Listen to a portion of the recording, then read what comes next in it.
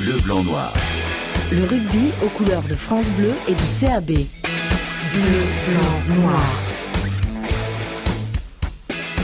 Bonsoir à toutes et à tous, Arnaud Mella et Julien Ledévédec sont nos invités ce soir dans Bleu, Blanc, Noir. Avec eux, nous allons revenir sur le match d'hier face à Lyon. On va aussi parler de la prochaine rencontre face à Narbonne. On va également s'intéresser aux nouvelles règles et plus particulièrement à celles concernant la mêlée. C'est Bleu, Blanc, Noir, l'émission 100% CAB sur France Bleu Limousin. Nous sommes ensemble jusqu'à 20h. France Bleu Limousin, radio officielle du CAB. Le capitaine du CAB, Arnaud Mella et Julien Ledévédec sont donc avec nous ce soir. Bonsoir messieurs, comment ça va ? Bonsoir. Bonsoir, ça va très bien. Ça va bien, bon, c'est le plus important. Mickaël Nicolas de la Montagne est là, tout comme Christophe Tastet pour France Bleu Limousin. Bonsoir. Bonsoir. Bonsoir Jérôme. On a vu un bien meilleur Brive hier, Arnaud Mella, par rapport à la semaine dernière. Oui, bien sûr, il fallait réagir, on l'a fait. Au niveau de l'état d'esprit, c'était très bon. Voilà, après, on aurait pu perdre ce match, mais ça n'aurait pas été mérité. Donc, on est très content du résultat, bien qu'on aurait bien aimé gagner ce match. Mais bon, c'est déjà ça. Vous êtes remis la tête à l'endroit, Julien Ledévédec ? Ouais, un peu. Ça nous a fait du bien. Après, c'est vrai qu'on a échappé belle. Comme on disait à la fin dans le vestiaire, ce match-là, l'année dernière, on l'aurait perdu. Mais là, cette année, on n'a pas perdu. Donc, voilà, on est plutôt content, on va dire. On va revenir plus en détail sur ce match face à Lyon, mais d'abord, Christophe Tastet va nous parler de vous. Depuis qu'un demi-de-mêlée né à Brive évolue à Biarritz, je me méfie des relations douteuses des nôtres avec nos adversaires. Je salue respectueusement au passage la famille Yachvili, bien que je n'ai jamais compris que l'on puisse passer de Tulle à Brive. Bref, du haut de ses 32 ans et demi, c'est encore un âge où on peut compter les demi, surtout en troisième mi-temps, Arnaud Mella a quand même déjà pas mal roulé sa bosse. Alors je sais bien, il semble propre sur lui, travailleur, irréprochable. Il m'est d'ailleurs d'autant plus sympathique qu'il mesure 1m96 et avoisine les 115 kg, donc je n'ai vraiment pas intérêt à critiquer. Le seul sportif que je n'ai pas peur d'égratigner, comme je le dis toujours, demeure le philatéliste. Mais bon, il faudra tout de même se méfier d'Arnaud Mella quand Brive ira défier Tarbes, puisqu'il a évolué non loin de là à Lannemezan. Idem pour les déplacements à Pau et Albi, puisqu'il a joué pour ces deux clubs. Et preuve par l'absurde, le CAB est parvenu à gagner à Béziers parce qu'Arnaud Mella a porté les couleurs de Tours. Béziers-Tours, c'est quand même pas la porte d'à côté. Quant aux blessés de dernière minute, plus jeunes, puisqu'âgés de 24 ans, 3/4, quand on est demi d'ouverture, on aime bien jouer avec les 3/4, Romain Sola est pour sa part l'inventeur d'une nouvelle règle. Merci à lui, c'était déjà assez compliqué comme ça depuis le début de la saison avec les mêlées, mais non, il nous en invente une autre, lui. Au bout de 2 pénalités sur le poteau, on obtient un essai maintenant. Alors je ne nie pas que tactiquement ce soit costaud, mais ça complique un brin. Je ne sais pas s'il l'avait déjà fait avec ses précédents clubs de Toulouse, Agen, Albi, lui aussi, et Bourgoin, mais il eût été correct de nous en aviser avant, non ? Et là, j'ai pas peur de l'ouvrir. Romain Sola est à l'infirmerie, incapable de me retourner une maroufle. Cela me permet toutefois de me tourner vers Julien Ledévédec, deuxième ligne de son état, qui remplace donc ici au pied levé Romain Sola. C'est la première fois qu'on vous demande de remplacer un demi d'ouverture ? Julien Ledévédec. De remplacer, c'est-à-dire de... Ah bah sur le terrain. Ah, c'est là, oui. Hélas, oui, j'aurais bien aimé jouer 10 un peu, mais ouais, c'est la première fois. Ouais. Ouais, on l'a pas précisé, Romain Sola passe des examens en ce moment même, et donc il n'a pas pu venir. Et Julien Ledévédec, merci beaucoup d'être venu au pied levé. Une petite réaction par rapport à ce que vient de nous dire Christophe Tastet, Arnaud Mella ? Non, mais j'espère qu'il aura raison et que quand on ira à Tarbes, à Pau et à Albi, on sera capable de faire un bon résultat. Allez, on va revenir maintenant sur ce choc de la 3e journée de Pro D2. Brive et Lyon se sont séparés hier soir au Stadium sur un score de parité et match nul 19 partout, avec au niveau du scénario de ce match, en première mi-temps, un CAB dominateur. D'ailleurs, l'ouverture du score est arrivée assez vite, avec, ça faisait longtemps qu'on n'en avait pas vu à Brive. Un drop de près de 50 mètres. Ça vous a tout de suite mis dans le sens de la marche, Julien Ledévédec ? Ouais. Après, on a eu le ballon en première mi-temps, on a réussi à avancer, mais après, c'est vrai que ce drop nous a fait du bien, mais on n'a pas trop concrétisé nos actions. Et voilà, après on a commencé à fatiguer en fin de match et on l'a échappé belle. C'est un CAB dominateur, on peut le dire, mais finalement quasi stérile. 3 petits points d'avance seulement, on a envie de dire, à la mi-temps. On a l'impression que l'addition aurait pu être beaucoup plus corsée pour le Loup après les 40 premières minutes, Arnaud Mella. Mais c'est sûr, on a monopolisé le ballon, au niveau de l'occupation, on a été beaucoup mieux qu'eux. Après, bien sûr, on a manqué un peu de finition. Sur l'action d'Arnaud Millardi, on aurait pu peut-être marquer un essai et on aurait tourné à la mi-temps à 13-6 ou 13-3, 13-6, je pense. C'est sûr que on n'est pas encore en confiance, on a besoin encore de finir ses coups, on a besoin de continuer à travailler entre nous et se lâcher les ballons au bon moment et finir ses coups, et c'est comme ça qu'on arrivera à atteindre un niveau plus élevé, quoi. Alors justement, j'ai une question d'auditeur qu'on nous a posée sur la page Facebook de France Bleu Limousin. Le même concept, c'est les auditeurs peuvent vous poser des questions. La question la plus pertinente, que vous aurez choisi, la personne repart avec un ballon dédicacé par vos soins. Là, on a une question, donc le choix sera pas trop compliqué, mais question qui aurait pu de toute façon être sélectionnée. Donc c'est celle de Nicolas Rudel. La question est la suivante. Alors, les Arnaud, il s'adresse à la fois à vous, Arnaud Mella, et à Arnaud Mignardi. Ne devrait-il pas organiser un séminaire de chasse afin de sensibiliser l'équipe sur l'importance de tuer les matchs ? Question pertinente, plus sérieusement, que propose-t-il par rapport à ce constat de début de saison ? On n'arrive pas à tuer les matchs, que ce soit à Béziers ou face à Lyon hier. Qu'en pensez-vous, Arnaud Mella ? Oui, il a raison. C'est ça, c'est le problème, c'est la confiance. Ça fait 2-3 ans qu'à Brive, on s'appuie sur la défense. Le côté offensif, on le laissait plutôt de côté, puisque le but c'était de ne pas perdre, mais non pas de gagner des matchs avec la manière. Donc il faut qu'on cultive il faut cultiver cette sorte de gagne et de marquer des essais et se lâcher les ballons au bon moment. Et voilà, ça va prendre un peu de temps. J'espère que sur les matchs à venir, peut-être que contre Narbonne, on va commencer à pouvoir mettre un peu plus de notre jeu en place et apprendre à jouer dans le dos de la défense, parce que jusqu'à maintenant, on joue beaucoup devant la défense et on a du mal dès qu'on transperce le rideau, on a du mal à finir les coups. C'est là qu'il faut qu'on grandisse, quoi. On peut dire que c'est un changement de philosophie, finalement, Julien Ledevedec ?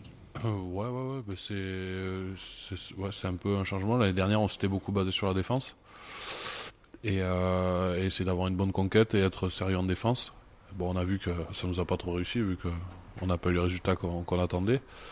Et là, cette année, ils essayent de produire du jeu, on essaie de produire du jeu, et c'est sûr qu'au début c'est un peu difficile, ça vient pas comme ça, et les automatismes entre nous, mais bon, j'espère que ça va vite venir, comme dit Arnaud. Après, le jeu c'est bien, mais la défense c'est indispensable. On l'a vu face à Carcassonne, ça vous l'avez payé cash. Qu'est-ce qu'on peut penser de cette situation, Mickaël Nicolas de la Montagne ? Pour être un petit peu extrême, on pourrait dire que la saison dernière, Brive ne cherchait pas à attaquer. En ce début de saison, il apprend, ou il réapprend à attaquer. Donc il faut quelques matchs. C'est vrai qu'il y a les mêmes occasions avec Arnaud Mignardi d'ailleurs, à Béziers, et de nouveau hier soir face à Lyon. Après, il y a le contexte. Il faut toujours remettre les choses dans leur contexte. Et compte tenu du match de Carcassonne, Brive qui a beaucoup travaillé l'attaque dans l'intersaison pour avancer sur ce secteur-là, a dû remettre un coup de barre la semaine dernière à l'entraînement sur la défense qui avait été délaissée jusqu'à présent, aussi parce qu'il y avait un socle de joueurs qui connaissaient la défense mise en place par Nicolas Godignon, et que il était prévu de la remettre en place petit à petit, mais de d'abord partir avec des intentions de jeu, de vouloir, comme dit Arnaud, se lâcher des ballons, faire la passe de plus et avancer. Ça va pas se mettre en place tout seul, et il faut aussi remettre les choses au niveau de la Pro D2. Le championnat est plus long que le championnat de top 14. On peut se permettre un nul contre Lyon, c'est pas une contre-performance aussi insurmontable que pouvait l'être l'année dernière des défaites en début de saison à domicile, d'autant que là il n'y a pas de défaite, mais voilà, il y a du temps pour les rattraper. Il y a des équipes qui font des impasses sur des matchs à l'extérieur, et on peut penser que Brive est en voie de trouver son rythme de croisière. Par rapport à cette première mi-temps, on va aborder en détail la seconde mi-temps dans un instant, mais le fait de dominer quand même à ce point-là, parce que vous avez quand même pas mal dominé cette équipe du Loup en première mi-temps, ça doit quand même être très rassurant et bon pour la confiance dont vous parliez juste avant, Arnaud Mella. Oui, bien sûr, on avait besoin de savoir, on voulait faire le point sur ce match, parce que voilà, c'est la grosse équipe, on allait se jauger, on voulait voir là où on était. On s'est rendu compte que finalement, on est capable de faire de très belles choses face à de belles équipes. Après, voilà, ce qui nous a manqué à Carcassonne, c'est c'est un peu plus d'agressivité, d'envie et craindre un peu plus l'équipe adverse qui était censée être un peu plus faible. Là, on a respecté les Lyonnais à leur juste valeur. On a eu peur de prendre une branlée contre eux ou de perdre contre eux et on a fait un bon match. Et voilà, il faut s'appuyer sur ce match-là pour arriver à faire une bonne saison. Et c'est surtout respecter les équipes. Narbonne ce week-end, ça va pas être une partie de plaisir. Il va falloir y remettre beaucoup d'engagement et beaucoup d'envie, essayer de sortir les ballons un peu plus vite. Et je pense que voilà, ça va payer, mais il faut continuer à énormément travailler et on peut pas se contenter de jouer des matchs à 65%, ça passera pas quoi. Donc il faut tout le temps être à 100%. Quoi. C'est vrai que Nicolas Godignon, l'entraîneur en chef, fait souvent la balance entre la confiance nécessaire mais aussi la crainte nécessaire de l'adversaire. Il faut pas non plus oublier ça face à Narbonne en se disant contre Lyon on a montré de belles choses. Face à Narbonne on s'oublie au niveau de la crainte de l'adversaire, Julien Ledevede. C'était un peu notre crainte. Après Béziers, on était tous super contents et tout. Et puis on a eu un moment d'euphorie. Et ce match contre Carcassonne, ça nous a fait redescendre sur terre. On s'était un peu enflammé, je pense. Et parce que voilà, c'est sûr que, comme dit l'entraîneur, il faut craindre son adversaire. Quoi. Faut avoir la peur, mais la bonne peur, quoi, et le respecter et se donner à fond comme si c'était le dernier match. On va bien sûr parler aussi de ce match face à Narbonne un petit peu plus tard dans l'émission. On va aussi revenir sur la seconde mi-temps qui était également intéressante. Il y a eu la remontée de Lyon qui a bien failli s'imposer sur la fin. On va essayer de comprendre pourquoi Brive est passé finalement tout près de la grosse désillusion. On en parle avec nos invités Arnaud Mella et Julien Ledevede juste après le titre Short Change Hero. Donc c'est un morceau du groupe The Heavy choisi par vous, Arnaud Mella. On se retrouve juste après, à tout de suite. France Bleu Limousin, radio officielle du CAB.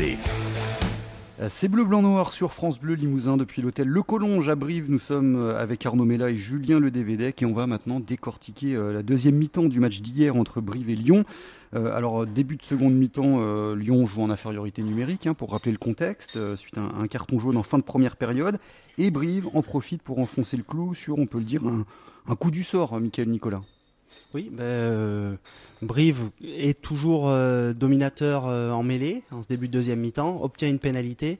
Romain Sola la tente, touche le poteau. Julien Ledevede est plein d'opportunisme, est en embuscade, déboule, récupère le ballon sur la ligne, le libère très vite pour Jamie Noon qui a plus qu'à aplatir. Donc c'est le coup parfait avec un petit peu de réussite, mais la réussite elle est sur le poteau. Ensuite la pénalité obtenue sur mêlée c'est joué parfaitement. Et puis derrière il faut aussi se préparer à ce genre de situation, être réactif. Et c'est une des choses qui avait fait défaut à Brive, à Carcassonne. Donc de ce point de vue-là, c'est très satisfaisant, c'était positif. Ça, c'est un des éléments positifs. Avec le drop en première période, où Brive, qu'on accuse, justement, on va en reparler sur cette deuxième mi-temps, d'avoir manqué de maîtrise. Là, à la 6e minute, Brive a son premier vrai temps fort, ne trouve pas de solution, on se met en position, on sort le ballon pour Romain Sola qui passe le drop et au moins on prend le score, ce qu'il faut faire à domicile, surtout dans une première à domicile. Bon, après... Lyon avait des arguments. La pénalité sur le poteau, vous êtes à la retombée, c'était travailler l'entraînement, Julien Ledevede? Non, mais en plus c'est arrivé en première mi-temps, le ballon il touche le poteau, et je sais pas pourquoi je tends le pied pour essayer de taper le ballon par-dessus le mec et récupérer, et en fait je me suis rendu compte que c'était impossible et que c'était un peu bête d'avoir fait ça. Et à la mi-temps, j'en parle avec Olivier Quesso qui est à côté de moi, qui me dit mais pourquoi t'as eu un coup de pied, t'aurais pu l'attraper. Je dis ouais, je sais pas. Et puis l'entraîneur est venu me voir, il m'a dit mais qu'est-ce que tu fais, pourquoi t'as mis un coup de pied? Je dis je sais pas et tout. Et là, je me suis dit je vais essayer de remonter pareil. Et si ça touche, là par contre j'essaierai de mettre les mains. Et puis finalement ça s'est bien goupillé et Jamie a réussi à marquer. Bon, alors à ce moment-là, Brive mène 16-3, on se dit que vous tenez bien le match, mais non, finalement Lyon revient petit à petit dans la rencontre. Qu'est-ce qui se passe à ce moment-là, Arnaud Mella? Mickaël parlait de maîtrise justement il y a un instant. Ouais, disons qu'en seconde mi-temps, les Lyonnais, passé la 50e, ils ont commencé à avoir un peu plus de ballon. Nous, on commençait à physiquement être un peu émoussé, donc après on a commencé à faire du coaching. On s'est retrouvé avec une équipe beaucoup plus rajeunie, avec un peu moins d'expérience. Donc pour gérer les temps faibles, l'expérience est quand même assez important.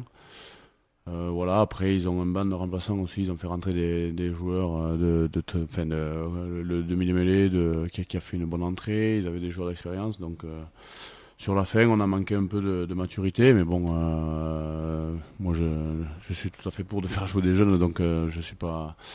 Je Simplement Lyon a peut-être un banc plus fort que celui de voilà, Brive, quoi. nous on a un peu de casse là, donc ça s'est joué là-dessus, je pense, quoi. Il manque Bakani Seva ou Akani Borotou, j'imagine forcément dans les plans de jeu, ça c'est un manque. Hein. Les deux joueurs blessés longue durée de Brive. On a fait jouer des joueurs plus jeunes, donc c'est pas rendre service à des jeunes à aller tirer la gagne, ou sur un match comme Lyon à la maison, c'est toujours délicat quand tu as 21 ans comme Thomas Larangera ou Baptiste. Quand tu rentres sur des matchs comme ça qui sont très serrés au score, c'est délicat. Donc c'est sûr que je pense il nous a manqué un brin d'expérience sur la fin de match pour pouvoir gagner ce match, quoi. Donc suite du scénario, dans les dernières minutes, Lyon revient à égalité avant d'obtenir une pénalité pratiquement face au poteau, pas très compliqué à taper, juste avant la sirène. Donc là on se dit c'est terminé, ça va être 3 points en plus pour Lyon qui va s'imposer un petit peu comme l'avait fait Agen, Lyon l'année dernière au Stadium. Donc là les vieux démons qui ressurgissent, et là ils se trouent complètement. Donc là... Brive est quand même passé tout près du scénario catastrophe, hein, Julien Ledebedec. Mais ouais, c'est vrai que moi je pensais qu'il allait la mettre là, j'étais sur le terrain, j'étais un peu dépité. Surtout que c'est moi qui fais la dernière faute, donc j'étais un peu dégoûté pour l'équipe. Et puis bon, finalement pour une fois on a eu un peu de chance, donc voilà, on va pas se plaindre. On est content finalement qu'il y ait eu ce match nul parce qu'on a vraiment vu la défaite de très près. Ouais, puis ça aurait été vraiment immérité de perdre sur ce coup-là quand même. Hein. Ouais, enfin bon, on a perdu des fois, c'était encore plus immérité. Et puis bon, finalement, tout le monde se souvient qu'on a perdu. Personne ne se souvient de comment on a perdu. Hein. Le problème, c'est voilà. Ça aurait forcément fait très mal au moral, j'imagine, de perdre comme ça. Qui plus est, de perdre, c'est une chose face à plus fort que soi, ça peut arriver, mais de perdre comme ça, Arnaud Mella, ça aurait été très dur à encaisser, j'imagine. Mais après, voilà, il faut se relever de défaites comme ça. L'année dernière, on en a subi quelques-unes qui nous ont fait très mal à la tête. Et c'est vrai que démarrer la saison avec une pénalité qui soit passée à la 80e et qui nous fasse perdre, ça nous aurait fait très mal. Après, voilà, et pour une fois, on a eu un petit coup de pouce du destin. L'essai de Jamie, c'est pareil. C'est l'année dernière, on n'aurait pas eu le rebond pour nous, ou ça serait passé à côté, ou il y aurait une bouse. Là, ça s'est bien passé pour une fois. Et donc, voilà, j'espère que c'est de bon augure et on va toucher du bois et que ça continue, quoi. Alors, le score final 19-19, donc chaque équipe prend 2 points. Qu'est-ce que c'est, vu le scénario? 2 points de perdus ou 2 points de gagnés? Julien Ledebedec. C'est difficile à dire, hein, parce qu'à la mi-temps, on aurait pu dire, même des 50 premières minutes, que c'est 2 points de perdus, mais à la fin du match, finalement, on se dit que c'est peut-être 2 points de gagnés. Donc là, c'est difficile à dire. On verra à la fin de la saison, en fait. Du côté du club, et notamment Simone Guilhem, qui l'a glissé avec un sourire en coin à la fin du match, c'est plutôt le verre à moitié plein que l'on veut retenir du côté du club après ce match, Mickaël Nicolas? Oui, au plan comptable, Brive a joué 3 matchs, 2 à l'extérieur, 1 victoire et 1 nul.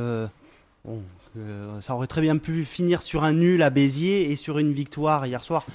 Une défaite, mais enfin bon, voilà, donc après 3 journées, Brive est dans les clous. Il y a des équipes qui s'imposent. Je crois que le match d'hier a sans doute démontré qu'il faut oublier Lyon. C'est peut-être pas un mal d'ailleurs qu'ils soient venus aussitôt dans la saison. Il faut leur laisser faire leur championnat. Ils ont d'autres moyens, ils ont d'autres ambitions. Ils vont sans doute terminer premiers et s'ils y parviennent pas, les équipes comme Brive seront en embuscade, mais c'est leur problème à eux. Il y a Lyon et Lyon. Est-ce qu'ils vont tenir la pression ou non? Derrière, Brive vise les 5 premières places entre la 2e et la 5e pour jouer les phases finales. Sur les matchs qu'on a vus ce week-end, notamment de Pau contre Albi, qui aurait aussi pu tuer le match et qui n'y est pas parvenu, il y a une homogénéité. Il y a vraiment que Lyon qui semble au-dessus du lot. Et hier, Brive, pendant 60 minutes, a tenu la dragée haute au loup. Si Mike Blair avait été là ou Swan Poole pour certaines pénalités, avec un petit peu plus de profondeur de banc et les absences, Brive aurait peut-être pu avoir ce dont Arnaud Mella parlait, un peu plus d'expérience pour gérer la fin de match et s'en sortir un peu mieux. Par rapport à ce que vient de dire Mickaël Nicolas, de dire ça sert à rien de se mettre la pression par rapport à Lyon et la première place, laissons-les en fait s'enlever une part de pression et se dire nous on vise les 5 premières places. Est-ce que vous partagez ça ou est-ce que non, il faut avoir l'ambition permanente de dire on vise la première place? Arnaud Mella. Ouais, moi je serais plutôt tenté de dire qu'il faut gagner un maximum de matchs pour leur mettre la pression et qu'ils se retrouvent après Noël à devoir cravacher pour aller chercher cette première place parce que voilà, leur laisser aussi le championnat ouvert et se promener toute la saison, on va pas se régaler quoi parce que et voilà, moi je suis pas. C'est une très belle équipe, mais bon, c'est pas Toulouse, c'est pas Clermont, il faut arrêter de s'enflammer. Ils ont 2-3 bons joueurs. Moi, ça m'énerve quand j'entends ça, donc j'espère pour eux qu'ils y arriveront, parce que voilà, tout est mis en place pour que ça se passe comme ça, mais je leur souhaite, j'espère que nous on va se réveiller et qu'on leur posera des problèmes aussi. Bon, vous me direz, c'était pas dur de faire mieux qu'à Carcassonne, mais quand même, on sent notamment qu'en défense, on en a parlé en début de l'émission, que Brive a retrouvé ses vertus. Julien Ledevedec, c'est vachement important quand même, les valeurs, etc. Ah oui, c'est important. Ouais, on a réussi à avancer sur pas mal de plaquages. Alors on va les avoir tout à l'heure, on n'a pas eu trop les statistiques, mais depuis le terrain, on a l'impression que ça s'est plutôt bien passé dans ce secteur-là. On s'est rarement fait prendre sur les extérieurs. Et jamais, je crois qu'ils ont dû passer une ou deux fois là, ils ont marqué cet essai là en coin, parce qu'ils ont traversé, ils ont vite écarté le jeu, mais après il me semble qu'on s'est pas trop fait prendre sur les extérieurs, on a bien réussi à avancer et je pense qu'on a fait une bonne partie en défense. Oui. Voilà, des bonnes attitudes à revoir évidemment dès le prochain match contre Narbonne. C'est donc la prochaine rencontre du CAB. On en parle juste après. Section d'assaut et le titre baladé. Alors c'est pas un choix de Julien Ledevedec, mais de celui qui devait être à sa place à l'origine, à savoir Romain Sola. On se retrouve juste après, à tout de suite. Le blanc-noir. Le rugby aux couleurs de France Bleu et du CAB. Et avant de parler de Narbonne, on va faire un point sur le classement. Alors après 3 matchs, le CAB a joué 2 rencontres à l'extérieur, une victoire, une défaite. Premier match donc à la maison hier, match nul face à l'équipe que l'on présente comme étant la favori du championnat. Du coup, au niveau comptable, Brive est 12e avec 6 points, à 6 points justement d'Aurillac, seul leader devant Lyon et Oyonnax. Vous le jugez comment ce début de saison de Brive, Arnaud Mella? C'est un début de saison, c'est mitigé, mais bon, on avait quand même un déplacement à Béziers qui était vraiment à notre portée. Après à Carcassonne, c'était aussi à notre portée, mais c'est une équipe qui a quasiment pas perdu l'an dernier chez eux, peut-être un match, je pense. C'est une équipe très costaud devant, donc on a eu du mal un peu à les contourner. Et voilà, ce match nul contre Lyon, moi je dis que c'est... nous, on parle par bloc de 5 matchs. Sur 5 matchs, il faut qu'on arrive encore à gagner un match, voire 2, pour avoir du positif dans ce début de saison. Après, sur ces 3 premiers matchs, c'est sûr que c'est un peu mitigé, mais ça aurait pu être pire. Julien Ledevedec sur ce début de saison? Ouais, comme Arnaud, on parle surtout nous sur les 5 premiers matchs. C'est par bloc de 5, donc voilà. Après, je pense que si on a réussi à en gagner un de plus, ça sera correct. Et si on en gagne 2 ou 2 de plus, ça sera très très bien, je pense. Arnaud Mella, vous venez de purger donc 20 jours de suspension. Ça vous a fait louper les 2 derniers matchs, celui face à Carcassonne et celui d'hier face au Loup. Alors pour rappel, vous avez reçu un carton rouge dès le début du premier match de championnat face à Béziers, bagarre générale. Une expulsion, par contre, que vous jugez quand même assez injuste. Bon, pas spécialement injuste. Non, la sanction est liée, bien sûr.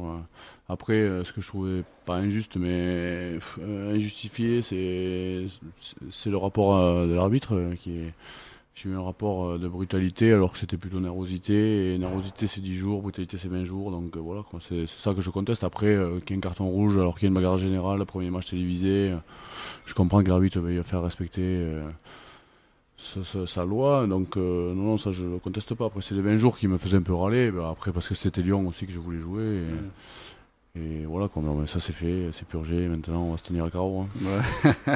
Vous avez sûrement envie de jouer Narbonne également, vous devez être impatient d'aider les copains. Ouais, bien sûr, ouais. Après, du coup, j'ai pas joué, puisque j'ai joué 8 minutes à Béziers, donc c'est comme si j'avais pas joué, donc ça sera mon premier match de la saison. J'espère que je vais tenir.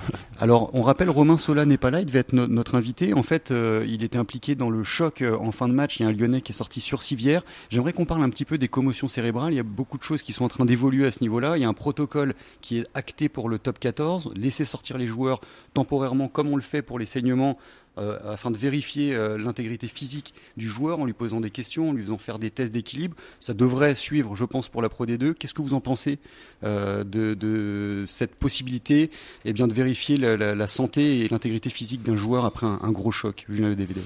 Je pense que c'est une bonne chose, parce que la sécurité du joueur, avant tout, c'est assez important.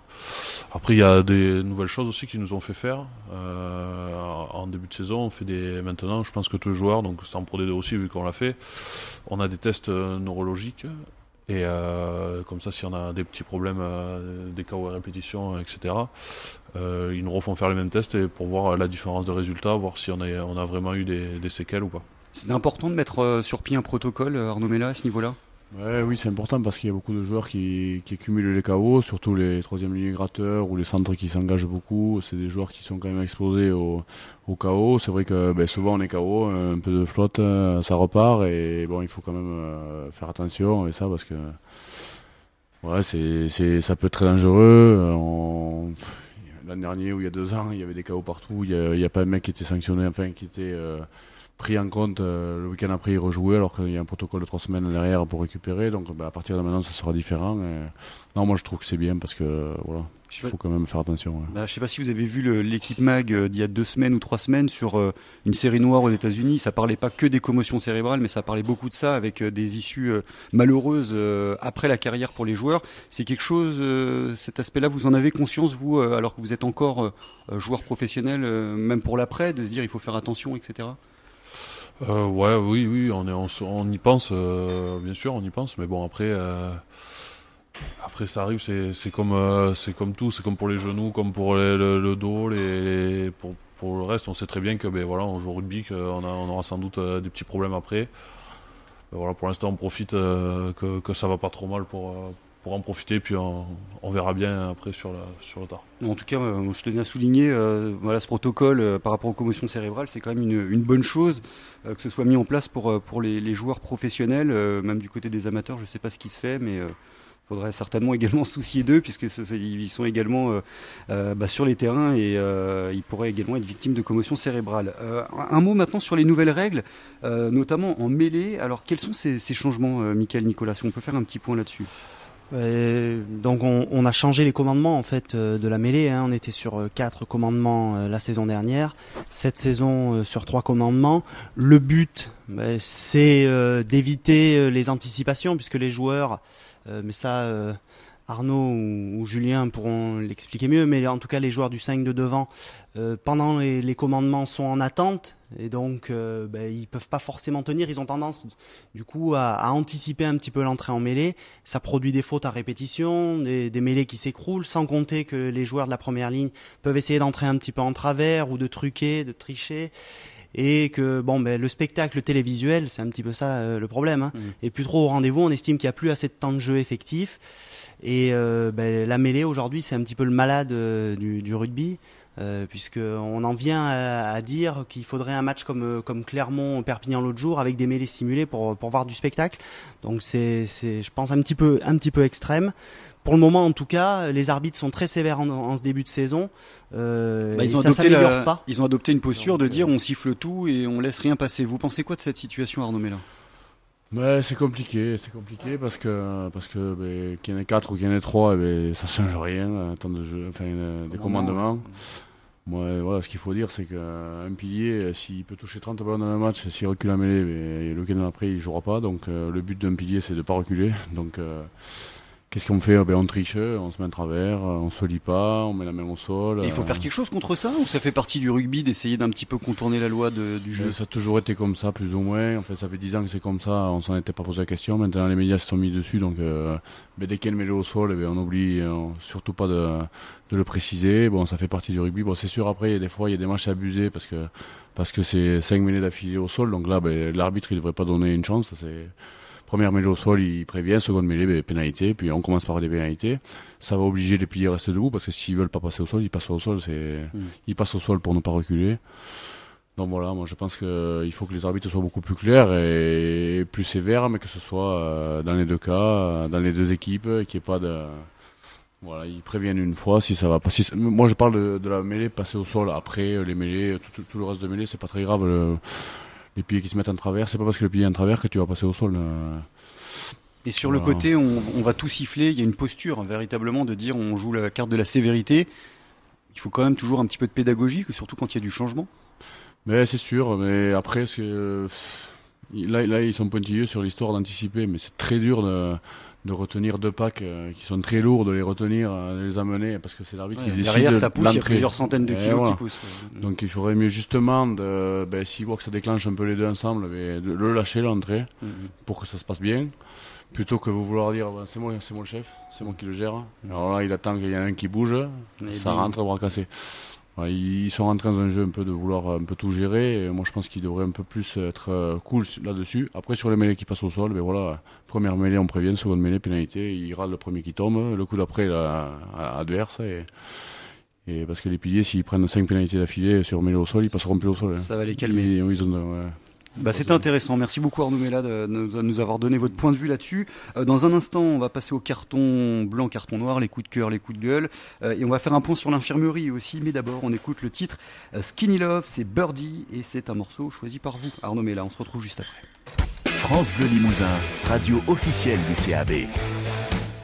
Allez, c'est bientôt la fin de Bleu, Blanc, Noir, dernière ligne droite et juste avant les cartons, un petit point sur l'infirmerie. Déjà 2 mauvaises nouvelles, on le sait depuis la fin de semaine dernière, ce sont les blessures longue durée de Bakani Seva et Wakani Borotou. Michael Nicolas, c'est forcément une mauvaise nouvelle pour Nicolas Godignon et pour le CAB en général.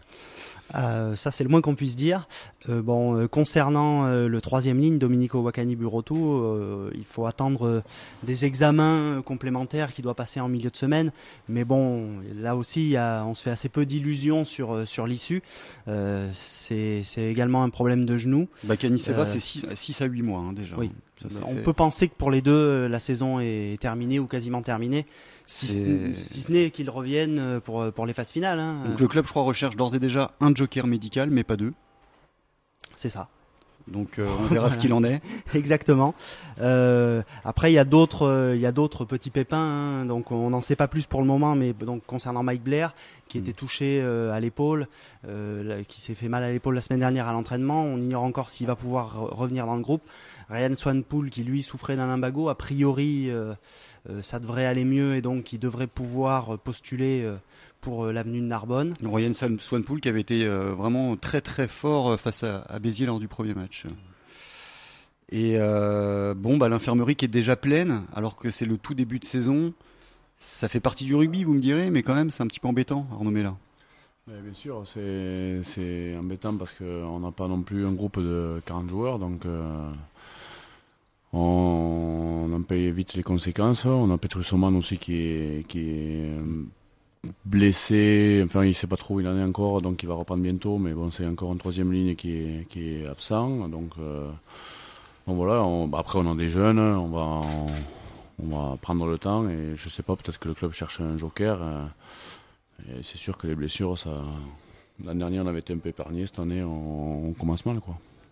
On espère que ça se passera mieux pour le reste de la saison. Allez, les cartons blancs, les cartons noirs, un coup de cœur, un coup de gueule sur l'actualité du rugby, du CAB, c'est à vous de voir. Et on commence avec vous, Julien Ledévédec. Alors moi, carton noir à Romain Sola quand même, qui a lâché l'émission au dernier moment. Et après, un carton blanc, j'en ai pas trop en fait. Vous n'avez pas un carton blanc pour un coéquipier pour carton blanc, vous avez pas envie d'être gentil aujourd'hui.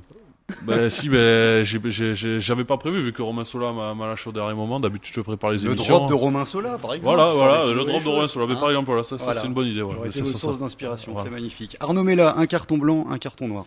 Le carton noir, c'est la blessure de nos 2 Fidjiens, puisque c'est deux croisés, donc c'est des blessures assez longues. Et psychologiquement aussi, il faut se remettre toujours de blessures comme ça parce qu'après 2-3 matchs, on n'a rien prouvé et on est déjà au frigo, enfin à Cabreton quoi. Et le carton blanc, c'est la pénalité loupée par Dumora qui m'a fait énormément plaisir. C'est sûr, qui aurait donné si elle était passée la victoire à Lyon hier pour la 3e journée de Pro D2. Michael Nicolas de la Montagne, un carton blanc, un carton noir. Mon carton blanc, il sera pour un autre Fidjien, pour Seva Galala. Jeune formé au club, qui qui brille en ce début de saison. Alors il est jeune, il y a encore du déchet dans son jeu, mais on voit qu'il a un potentiel énorme. Moi, hier, j'ai particulièrement été bluffé par la manière avec laquelle il a arrêté Grosso qui était en train de s'échapper. Il avait 2 mètres de retard en 2 foulées, il l'a rattrapé, il l'a arrêté de la main pour le plaquer. Chapeau. Et ensuite, mon carton noir sera un carton blanc, donc pour Pélissier, jeune formé à Brive, qui maintenant évolue à Grenoble, qui avait été prêté à Grenoble et qui y est resté, qui a marqué un magnifique essai l'autre soir contre Mont-de-Marsan en top 14. Blanc parce que je suis content pour lui, noir parce que c'est quand même dommage que le CAB n'ait pas pu garder un jeune comme ça. Faut espérer que les Baptiste Delage, les Thomas Larangera et autres, on saura désormais, le CAB saura désormais les garder. Est-ce que c'est pas une exception? Il y en a eu d'autres avant. Christophe Tastet. Oui. Carton blanc, carton noir. Alors moi j'ai failli décerner un carton noir au président de la République pour avoir osé s'exprimer à la télé pendant un match du CAB. Il y a quand même des choses qui se font pas, mais bon. Non, carton noir pour Mont-de-Marsan, parce que quand on élimine Dax pour accéder au top 14 afin de représenter les Landes, on n'a pas le droit d'avoir 4 matchs, 4 défaites et d'être dernier. Et carton blanc pour Dax, parce que quand on est dernier de Pro D2 avec 3 matchs, 3 défaites, on a bien fait de laisser passer Mont-de-Marsan représenter les Landes en top 14. Voilà, merci beaucoup Christophe Tastet de France Bleu Limousin. Un mot quand même sur Narbonne, on va quand même pas éluder... passer à côté de cette prochaine rencontre pour vous. Donc c'est dimanche à 15h au Stadium. Là c'est victoire obligatoire, ça veut tout et rien dire en même temps, mais il faut absolument gagner ce match, Arnaud Mella. Ouais, bien sûr, il faut gagner le match, il faut arriver à travailler sur la continuité, prendre ces 50 premières minutes contre Lyon et d'arriver à tirer 80 minutes de ce niveau-là et bien sûr redonner le sourire au public bruiste qui était pas mécontent ce week-end, mais voilà, il faut arriver à faire un bon match et marquer les esprits un peu.